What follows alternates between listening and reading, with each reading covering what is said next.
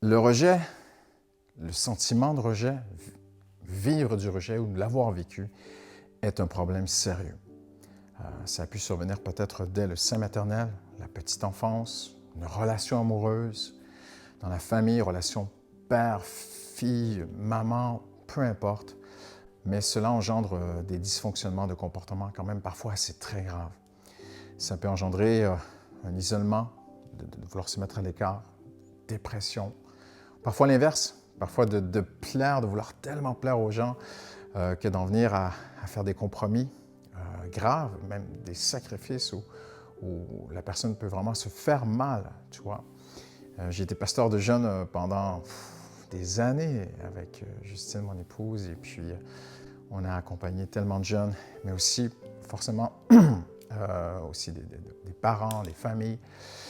Et on a vu même parfois des jeunes femmes se donner à un jeune homme désespérément et répéter ce cycle, ce désespoir d'être aimé, tu vois, d'être accepté, de ne plus être rejeté. Mais ça peut aussi aller dans un autre sens. Ça peut amener parfois les personnes à blesser, à faire mal pour se protéger d'être encore rejeté une fois de plus. Le sentiment de rejet, c'est quelque chose de très, très grave. Il y a une seule solution. Et tu sais, en cette période des fêtes de fin d'année, eh bien, la majorité d'entre nous vont être appelés à se retrouver en famille, avec des amis, des proches, et peut-être confrontés à du passé, de ce que tu as vécu dans la famille, dans le sein familial, dans le foyer, et ça fait remonter des sentiments. J'aimerais te dire que Dieu existe, que Dieu est vivant, que Jésus est vivant. Et il y a une simple histoire sur la nativité où la Bible dit que quand Marie était à terme et qu'elle devait accoucher à Bethléem, eh bien, il est écrit il n'y avait pas de place pour eux. Je ne pense pas que les hôteliers, les maîtres d'hôtel à l'époque étaient conscients qu'ils étaient en train de rejeter le Fils de Dieu, mais s'est retrouvé dans une étable, c'est quand même assez humiliant. Et c'est une image, même pour le chrétien aujourd'hui, alors que Marie avait Jésus en elle, elle a quand même vécu du rejet.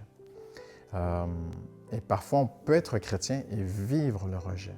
Et se dire, mais comment ça se fait que je suis chrétien et que je traverse cette épreuve? Comment ça se fait? Je pensais qu'une fois que maintenant Jésus est dans ma vie, tout irait bien. Il n'en demeure pas moins que celui qui vivait en elle était quand même la seule solution pour elle. Et Marie va, avec le temps, devenir disciple de Jésus. Hein? Elle va même se retrouver à la croix et elle va voir à quel point Jésus prend tellement soin parce qu'il va se retourner vers Jean sur la croix alors que lui est en train de mourir. Il va dire, Jean, voici ta mère, toi. Il va prendre soin d'elle. Elle qui avait vécu le rejet alors qu'elle avait Jésus en elle. Et peut-être que tu m'écoutes aujourd'hui ou que tu connais quelqu'un qui a besoin d'entendre cette vidéo et que tu as vécu du rejet en tant que chrétien ou peut-être en tant que même qu'incroyant.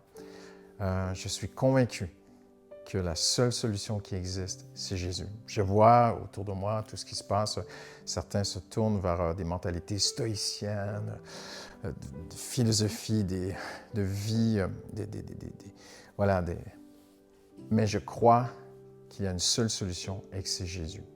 Je crois à une seule façon dont Dieu doit intervenir.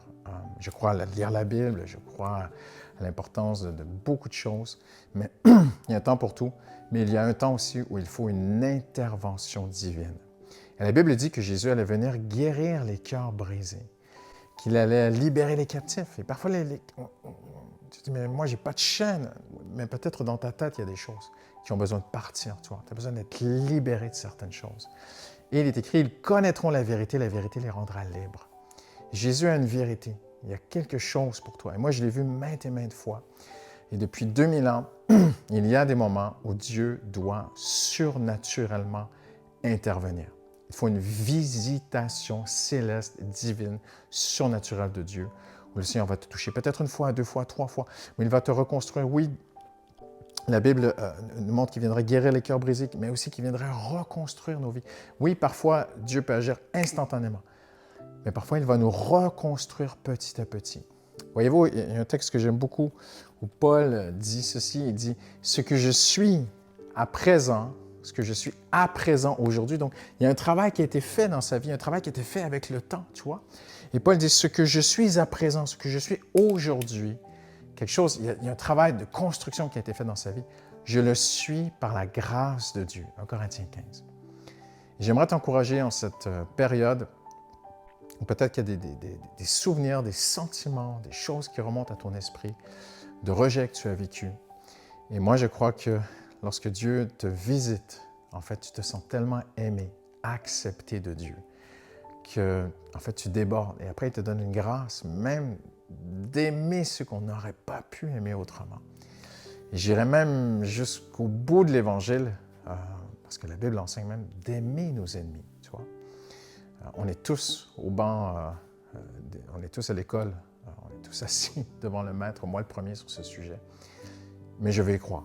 Je veux croire que Jésus peut te visiter aujourd'hui. Prends le temps. Tout ce qui est qualitatif demande quand même du temps.